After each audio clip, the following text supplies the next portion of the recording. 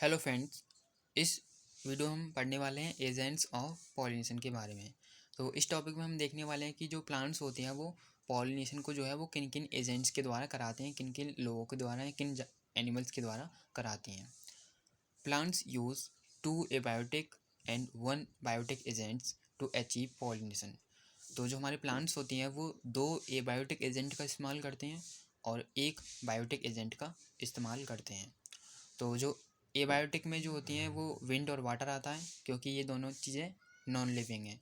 और बायोटिक में एनिमल्स आती हैं क्योंकि वो लिविंग्स होती हैं। Majority of plants use biotic agents for pollination. तो ज़्यादातर जो प्लांट्स होती हैं वो बायोटिक एजेंट का इस्तेमाल करती हैं पॉलिनेशन के लिए, यानी कि एनिमल्स का इस्तेमाल करती हैं पॉलिनेशन के लिए। Only a small proportion of plants use abiotic agent. और बहुत ही कम ऐसे प्लांट्स होते हैं जो कि एबायोटिक एजेंट का इस्तेमाल करते हैं, यानी कि विंड और वाटर का इस्तेमाल करते हैं पॉलिनेशन को कराने के लिए। Pollen grains come in contact with the stigma is a chance factor in both wind and water pollination।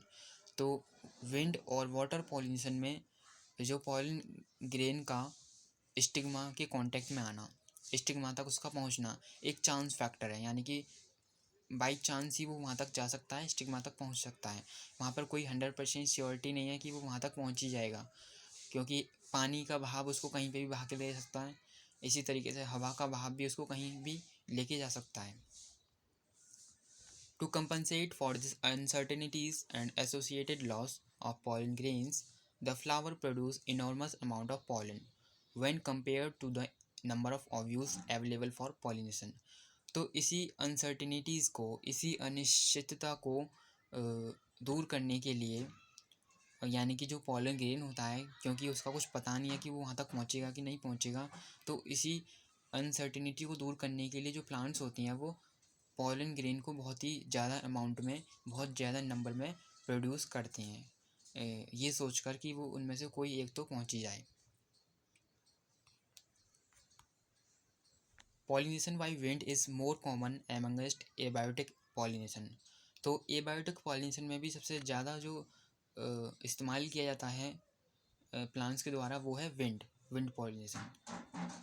Wind pollination also required that the pollen grains are light and non sticky so that they can be transported in wind current. तो wind pollination में जो pollen grain होता है, ये उस मतलब कि उस प्लांट को ज़रूरत है, या उस पॉलन ग्रेन को ज़रूरत है कि वो बहुत हल्का हो और नॉन स्टिकी हो, यानी कि चिपचिपा ना हो, आसानी से किसी भी चीज़ पे चिपक ना जाए, जिससे कि हवा जो है इसको आसानी से बहा के ले जाए।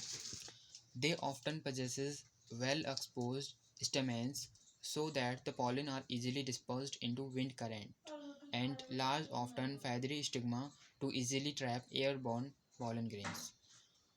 तो इसके साथ साथ मतलब कि ये जो प्लांट्स होते हैं जो कि विंड के द्वारा पॉलिनेट करती हैं, उनके जो स्टेमेन होते हैं वो अच्छी तरीके से खुले हुए होते हैं, एनवायरनमेंट में अच्छी तरीके से खुले हुए रहते हैं, एक्सपोज्ड रहते हैं। क्यों? क्योंकि वो स्टेमेन से जो पॉलन ग्रेन रिलीज़ होने वाला है वो आसानी से इन्वायरमेंट में हवा के साथ बह जाए। ऐसा ना हो कि अगर मतलब कि अपने छोटे से प्लांट्स में ही हो, गुसुड़ पुसुड़ हो, तो उसमें जो है क्या होगा कि जो पॉलन ग्रेन है वो उसी प्लांट की पत्तियों वत्तियों से टकरा के वहीं पर गिर जाएगा। अब वो हवा के बहाव से कहीं बहेगा नहीं। आई वो आपको समझ में आ रहा होगा थोड़ा बहुत मैं क्या कहना चाह रहा हूँ। और इसके साथ साथ जो इनका स्टिग्मा होता है वो पंख की तरह फैदरी होता है, कुछ रुएदार हो सकता है, जैसे आप साइड में देख सकते हैं, ये फैदर की तरह है, जिससे कि स्टिग्मा जो है वो इन पर चिपक जाए, इन पर ट्रैप हो जाए। Wind pollinated flowers often have a single ovule in each ovary and numerous flowers packed into an inflorescence। तो ये इम्पोर्टेंट नहीं है ज़्यादा। Pollination by water is quite rare in flowering plants. तो फ्लावरिंग प्लांट्स में जो वाटर पॉलिनेशन है बहुत ही कम पाया जाता है। Some examples of water pollinated plants are Vallisneria and Hydrilla, which grow in fresh water, and several marine seagrasses such as Joystera। तो कुछ प्लांट्स जो कि वाटर के द्वारा पॉलिनेट करती हैं उनके कुछ एग्जाम्पल दे रखे हैं, जैसे कि वैलिसनेरिया, हाइड्रिला और एक सी ग्रास है, समुद्र में उगने वाली घास है जिसको क्या बोलते हैं, जोस्टेरा। तो इनके नाम आपको याद हो या हो कोई मतलब नहीं। In Vallisneria, the female flower reach the surface of water by the long stalk, and the male flower or pollen grains are released onto the surface of water. तो वेलिस्नेरिया में क्या होता है कि जो फीमेल फ्लावर होता है वो पानी की सतह पर जो है उभरा हुआ होता है, पानी की सतह पर तैरता रहता है वो एक लंबी सी टहनी के द्वारा। और जो मेल फ्लावर होता है और उससे जो रिलीज़ हो रहा है पॉलन ग्रेन वो पानी की सरफेस पर, पानी की सतह पर छोड़ दिया जाता है और वो पानी के भाप के साथ वो फीमेल फ्लावर तक पहुंच जाता है। They are carried passively by wind current, water current. Some of them eventually reach the female flowers and the stigma. तो यहाँ पर आप देख सकते हैं क्योंकि जो पॉलन ग्रेन है वो वाटर के बहाव, पानी के बहाव के साथ बहता जाता है, तो यहाँ पर हमको पॉलन ग्रेन को कोई एनर्जी अलग से खर्च नहीं करनी पड़ रही है। तो इसलिए हम कह सकते हैं कि जो पॉलन ग्रेन है वो पैसिवली जो है वाटर करंट के द्वारा ट्रैवल कराया जा रहा है। और ऐसे ही इवेंचुअली मतलब बाई चांस होता है कि जो पॉलन ग्रेन है वो पानी की भाप के साथ फीमेल फ्लावर तक पहुंच जाता है।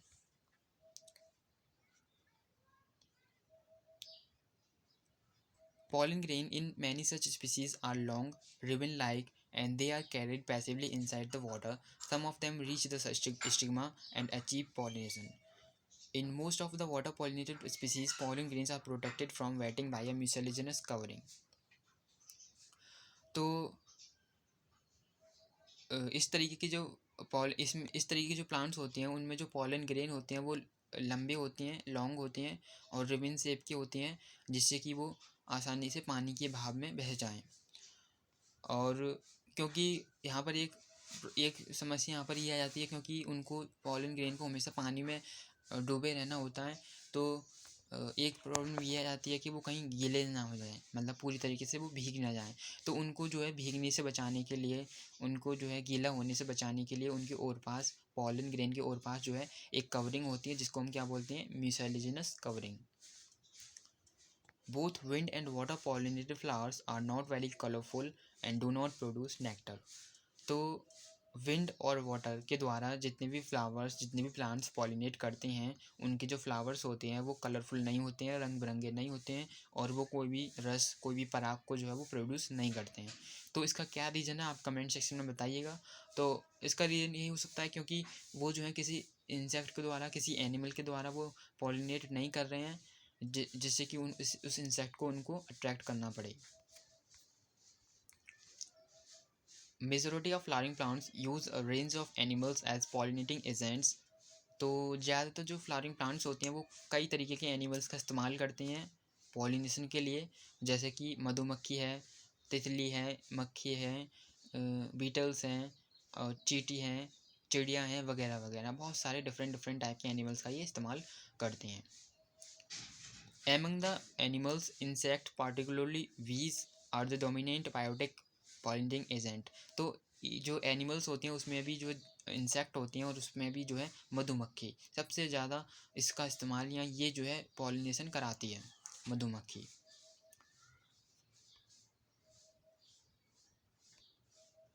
Majority of insect pollinated flowers are large, colorful, fragrant and rich in nectar.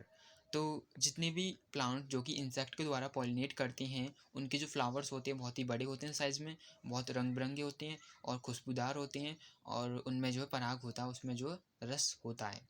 तो इसका रीज़न मैं आपको बता चुका हूँ क्यों होता है, क्योंकि उनको जो है इंसेक्ट को, एनिमल्स को जो है अट्रैक्ट करना होता है। When the flowers are small, a number of flowers are clustered into an inflorescence to make them conspicuous.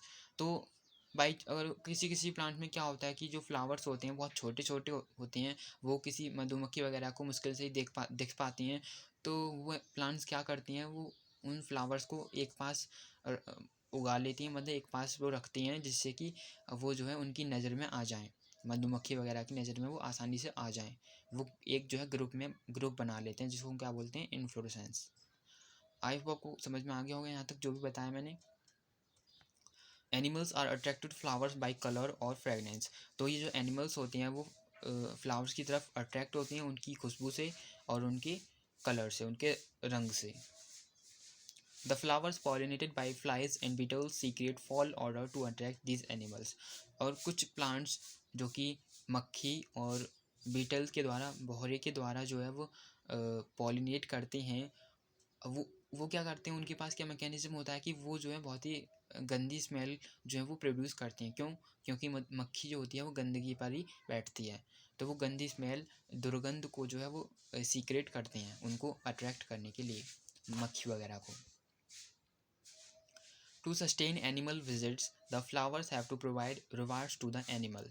तो इन एनिमल्स को, इन इंसेक्ट को जो है अपने पास बुलाने के लिए जो फ्लावर्स होते हैं वो उनको कुछ गिफ्ट देते हैं, उनको कुछ तोहफा देते हैं। Nectar and pollen grains are the usual floral rewards. और जो कॉमनली दिया जाने वाला जो तोहफा है फ्लावर की तरफ से उन इंसेक्ट वगैरह के लिए, वो कौन कौन सी हैं? दो हैं। एक है हमारा नेक्टर यानी कि पराग, और दूसरा हमारा पॉलन ग्रेन जो कि बहुत ही न्यूट्रिएंट होता है, मतलब उसमें जो बहुत ज़्यादा न्यूट्रिशन होता है पॉलन ग्रेन में। For harvesting the rewards from the flower, the animal visitor comes in contact with the anther and the stigma। तो इन इनाम को, इन तोहफे को पाने के लिए जो एनिमल्स होते हैं, जो इंसेक्ट होती हैं, वो उन फ्लावर्स पर आते हैं, उन पर बैठते हैं और अपना इनाम ले जाते हैं। लेकिन वो कर क्या जाते हैं, वो जब इनाम लेने आते हैं तो जो पॉलन ग्रेन होती है वो उनके शरीर से चिपक जाती हैं, क्योंकि जो पॉलन ग्रेन होते हैं वो कैसे होते हैं? चिपचिपे होते हैं। The body of the animal gets a coating of pollen grains which are generally sticky in animal pollinated flowers। तो ये जो एनिमल्स होती हैं इनके बॉडी पर जो है पॉलन ग्रेन चिपक जाते हैं। क्यों? क्योंकि ये जो है स्टिकी होते हैं, नेचर में चिपचिपे होते हैं। When the animal carrying pollen on its body comes in contact with the stigma, it brings about pollination। और जब यही इंसेक्ट जिस पर कि अब हमारा पॉलन ग्रेन चिपक चुके हैं, जब वो इंसेक्ट किसी और फ्लावर पे जाएगा, किसी फीमेल फ्लावर पे जाएगा, तो वहाँ पर जो पॉलन ग्रेन है वो उतर जाएंगे, छूट जाएंगे, जिससे कि हमारा पॉलिनेशन हो जाता है। तो इस तरीके से हमारा जो है पॉलिनेशन कराया जाता है इंसेक्ट में, सॉरी बायोटिक पॉलिनेशन में, मतलब कि जिस प्लांट में जो कि इंसेक्ट के द्वारा पॉलिनेशन करते हैं। तो आई होप आपको समझ में आ गया होगा कि पॉलिनेशन में कौन कौन से एजेंट्स का इस्तेमाल करते हैं। दो तरीके के एजेंट्स का इस्तेमाल करते हैं, बायोटिक और एबायोटिक। एबायोटिक में विंड एंड वाटर और बायोटिक में animals. And thank you for watching my video.